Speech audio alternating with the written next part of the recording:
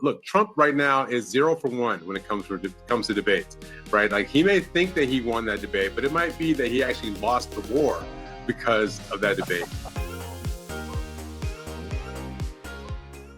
Yesterday, something absolutely remarkable happened on CNN.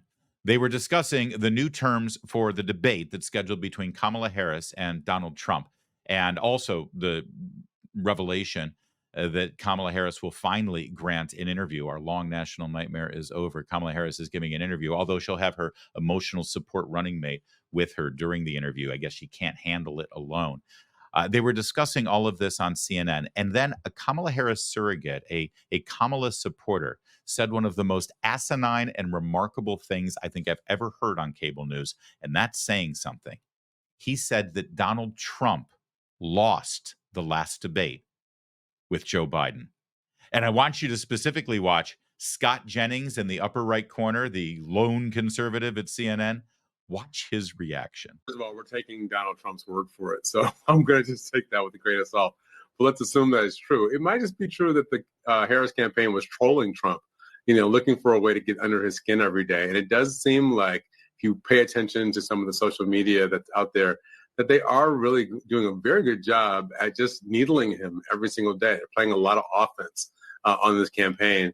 And that's the kind of thing that Democrats want to see. And it's the kind of thing that I think ultimately hurts Trump. Look, Trump right now is 0 for 1 when it comes to debates, right? Like, he may think that he won that debate, but it might be that he actually lost the war because of that debate. Because after that debate, Joe Biden left. And when Joe Biden left, he ended up with Kamala Harris. So he should be careful. 0 for 1. Jamal, my brother and colleague. 0 for 1. He literally ran a man who'd been in politics for 52 years out of his chosen profession over a debate. I mean, look, I understand what you're arguing, that you all traded in for a better candidate, but Trump won the debate. He is not 0 for 1. Are you saying he actually did so well that he did badly? That's the only way to deal with somebody like that, is to just laugh in their face. But I do like the double face palm. Like, one face palm isn't enough. You got to do the double face palm on something like that. Yeah, Trump is 0 for 1 right now in debates. When literally his debate opponent was so demolished and devastated after the debate that he had to withdraw from the presidential election, the first time it's ever happened in American history. But yeah, Trump's the loser. Now, understand the point he's trying to make there, I suppose, is that by so thoroughly destroying Joe Biden, that he now ends up having to face Kamala Harris. So I guess Donald Trump would have been better off having a really bad debate so that he could keep Joe Biden on the ticket. I guess that's the logic here. I don't know. You have to be a liberal to understand it. But I do love Mr. Jennings' reaction there. Now, let's go to the beginning part of this segment where they start to discuss, we talked about this yesterday, that Kamala Harris's people tried to change the rules of the debate, and they don't want the mic to be muted because she wanted her moment to say, I'm speaking, don't interrupt me, I'm speaking. But they acquiesced. They ended up obviously staying with the pre-approved negotiated terms of the debate that had already been in place for September 10th. And Jennings was asked to comment on how this came about and what this debate is going to eventually look like. Scott, to you first, because the campaign for Trump had been clear. They wanted the mics muted like we saw in the initial debate with Biden. Then you heard Trump on the campaign trail saying it didn't really matter. I guess it did matter, and I wonder what your reaction is to this news, Trump saying that the mics will be muted. Well, I think having a debate is good for Trump, because if he doesn't pin Kamala Harris down on her record and what she's done as vice president and her previous statements when she ran for president before, I don't think anyone else is going to do it for him. So he needs this debate. So from a Republican's perspective, it's good that it's happening. The CNN rules. I love that moment there, because he said, yeah, he has to have a debate, because if he doesn't pin Kamala Harris down on her record and the shifting sand under her feet and her flip-flops and the failures that she's had and her now reinvention of herself, nobody else will. The reason I love him saying that on CNN so much is that this is the same day that it was announced that Kamala Harris will finally have her first interview on CNN. Scott Jennings is saying in his own backhanded way that Dana Bash, the interviewer for CNN, isn't going to ask any tough questions. So Donald Trump's going to have to do it himself. And I just think that's a power move. It was done so subtly with the velvet glove. But yeah, Kamala Harris has not only agreed to the debate, but Kamala Harris has agreed to do an interview. The interview is scheduled for tomorrow, Thursday night. It will be taped, not live, taped. You know, it's interesting. When Republican candidates agree to do an interview, they always insist on it being live, right? And you know why, right? Because if it's live, then the network or cable channel or whatever can't edit it and make you look bad. You see, Republicans want to do a live interview because they want the American people to see the entire unvarnished, unedited truth, because they trust the American people to make their own decisions and reach their own conclusions based on the live performance of their candidate in real time. Democrats, it seems, always, and boy, do I mean always, insist on pre-taped interviews. Now, there's two reasons for that. The first one is obvious.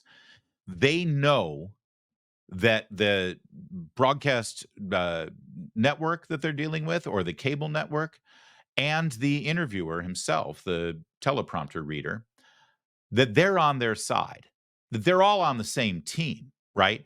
And so the editing process before the interview gets released will always be done in such a way to make the Democrat look better than they really are. That's why Joe Biden, after that disastrous debate, agreed to a couple of interviews, right? Lester Holt on NBC. I think the first one was George Stephanopoulos on ABC News. He did another one on Black Entertainment Television.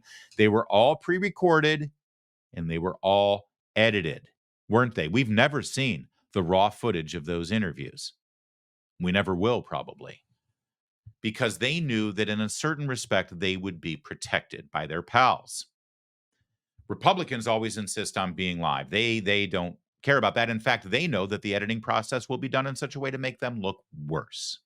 Right. There's another reason why Democrats always want it pre-recorded too, because even though they're protected and they've got their talking points and they're going to get edited to make them look good, they might say something boneheaded. They might be stupid. They might say something that they shouldn't have said. And it's so bad and so egregious that even George Stephanopoulos can't make them look good. So if that happens, they've got time to get out in front of it and provide damage control, right? They'll be able to sort of prepare the people before it actually gets released for the boneheaded mistake that was just made. So we've got a pre-recorded interview. It's going to take place in Savannah, Georgia. It'll then be played at 9 p.m. on CNN, and the host will be Dana Bash. And by the way, if you're Dana Bash, what an insult this is to you, right? Kamala Harris has chosen Dana Bash for one reason and one reason only, because they think she's going to be a patsy. They think they can handle her, right? But they're so unsure. They're so scared of Kamala Harris giving an interview one-on-one at this point, because she's never given a good interview. There's always something embarrassing that comes out, something that she says, some behavior, some laugh. Remember Lester Holt at NBC News have you been to the border? I've been to the border. Well, you haven't actually been to the border. Well, I haven't been to Europe either, right? There's always something like that is just devastatingly horrible for this woman. So to protect her from the possibilities, or the greater possibility that she's going to be a buffoon, she's going to be bringing Tim Walz with her. That's right. So it's not really a one-on-one interview, is it? It's a two-on-one interview where they're going to be there having each other's back. And this, by definition, means that she'll have half as many questions to have to answer, right? So we go back to CNN, where this ridiculous kabuki theater is going to take place. And let's see Scott Jennings' opinion of the new Harris-Walz interview with Dana Bash. Is there the line now going to be, well, why isn't she doing it by herself? Yeah, I do think people are going to bring that up. Like, I have great confidence in Dana and CNN to do this. I think it's incredibly weak sauce to show up with your running mate. The fact that they don't have enough confidence in her to let her sit herself, the actual top of the ticket, and do a single interview. In fact, I think the hand wringing and the gyrations over this over the last month show a troubling lack of confidence in her political ability, which also makes you wonder as a voter, well, what kind of president would you be if this kind of a small time decision, can we do an interview or not, what does that look like for your decision-making process, so on? So yes, I think Republicans are going to think it's pretty weak to show up with effectively someone to take up half the time. Exactly. And to cover each other's butt, right? If they forget their memorized talking points. Because, see, here's the fundamental aspect of this and why it's so different when you see J.D. Vance and Donald Trump, like big boys, actually doing one-on-one interviews without any notes, without any sort of rehearsals and talking about, because they know who they are, they know what they believe, they know what their foundational principles are, and they know what their policy initiatives are. You can't say any of that about Kamala Harris and Tim Walz. Well, I guess that's not true. They know who they are. They know what their fundamental beliefs are, but they're trying to fool you. You know, I mean, it would be really easy for Tim Walz and Kamala Harris to say, yeah, I think Marxism gets a bad rap. Let's face it. And then, yeah, you know, the commies out there in Beijing, I mean, listen, they've hosted me out there 30 times my entire career. I love the Communist Party of China, right? Tim Walz can't say that. Kamala Harris can't say how much she loves price controls and central control of our economy, a la Karl Marx and Joseph Stalin. So listen, they know who they are. They know what their fundamental foundational beliefs are, but they're in the process of lying to the American people to try to fool you so that they can gain power. So they got to keep their stories straight. That's why it's such an agonizing decision to do this interview. Jennings was a busy man yesterday. He also lent some advice, actually, or was this? This was earlier today, actually, I think. No, this was last night. He lent some advice to Kamala Harris and Tim Walz on the eve of this interview. Scott, what would you counsel if you were counseling Kamala Harris? How would you suggest that she approach an interview in which she's going to be asked about her positions morphing over time? Yeah, I mean, first of all, look at the amount of hand-wringing going on in the Harris campaign over one simple decision. They cannot figure out how to, where to, when to, and who to do an interview with. One simple decision. We want to put her in charge of the country and make all kinds of complex decisions. They can't even decide when and how to do an interview. And so that concerns me. If I were counseling them, I would say, pick somebody and go in and be prepared to face the discrepancies in your record. You've got all these anonymous press statements now saying you don't support any of the stuff you used to support. You're going to have to tackle it head on. That's number one. Number two, she's going to have to say Joe Biden made some mistakes. I mean, she can't run on Biden's record. She can't run on his plan. She's going to have to show up and say, he did this, this, and this. I disagreed, but he's number one. I'm number two. I've learned from the experience. If she's not willing to do that, she's going to wear Biden. It's going to make it hard to win. Because if she isn't willing to separate on a specific policy issue or two or a decision, Trump's going to have her for the rest of the fall basically as a continuation of the Biden agenda. So those are my two pieces of. It's actually very good advice, and I hope she doesn't take it, frankly. But the fact that he even has to give that advice tells you what a losing proposition this is for them. And one wonders if this doesn't go brilliantly for them, whether this will actually be the first and last interview they ever give before Election Day.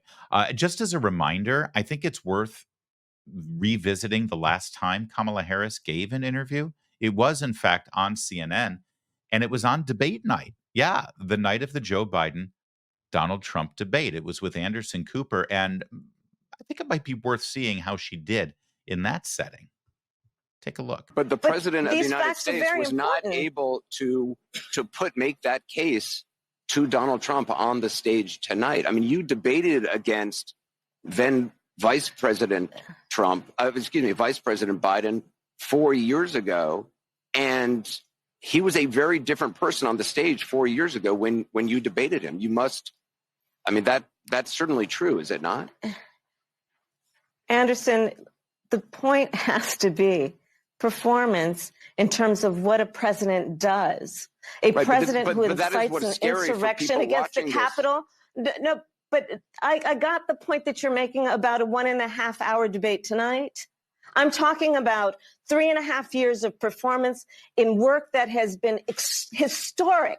But whether is that it be the man infrastructure, who we the saw former on the guy, the stage other tonight? guy, Is that the the other person guy you on see the in debate meetings every day? stage?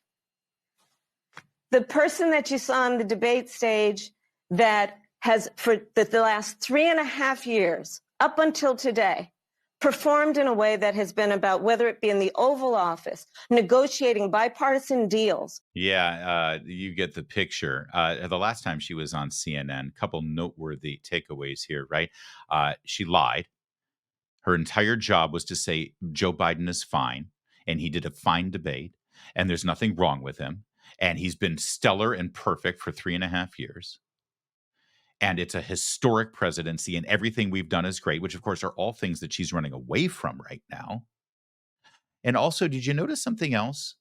Did you notice how many times Anderson Cooper talked over her and interrupted her and sort of tried to push her off of her talking point and sort of, which is, what an interviewer does, or maybe somebody that you're debating does. Did you notice how Kamala Harris didn't stop and say, "Excuse me, I'm speaking. I'm speaking." Right? What she did with Mike Pence during the debate 4 years ago, and what she's trying to do with Donald Trump in this debate. That's why they didn't want the mics muted, because she wanted her lady boss moment where she can say, "I'm speaking." It's funny. Why doesn't she do that with Anderson Cooper? But she does it with a Republican when she's engaged in a debate. It makes you wonder if the whole thing is just an act, doesn't it? Well, we're popping the popcorn, and we're ready for this debate. It's tomorrow night, and let's see. Dana Bash, boy, oh boy, all eyes are going to be on you. And I recognize that you're not approaching this whole thing from the perspective of, I'm going to speak truth to power, and I'm going to ask tough questions, and I'm going to make sure I hold these elected officials accountable so that the American people know that they can withstand tough questioning under fire, and we finally get the truth from these people. That's what an actual journalist would be planning right now for this interview. But that's not really what you do. You're a very pretty teleprompter reader, and your job is to look good on television and bring ratings. And that's what you're going to do, because this isn't really about engaging in a tough interview for the public interest and for the freedom of the press and so that we can be an informed electorate. No, from your perspective, this is just about the get. And you got the get, baby. You got the biggie. You got the big kahuna. You landed that fish. And so regardless of how it goes tomorrow night, the most important thing for Dana Bash is that she's going to have a really nice feather in her cap next time her contract negotiation comes up with CNN. So good for you. Make sure you pay Kamala Harris back for that great gift she just handed you.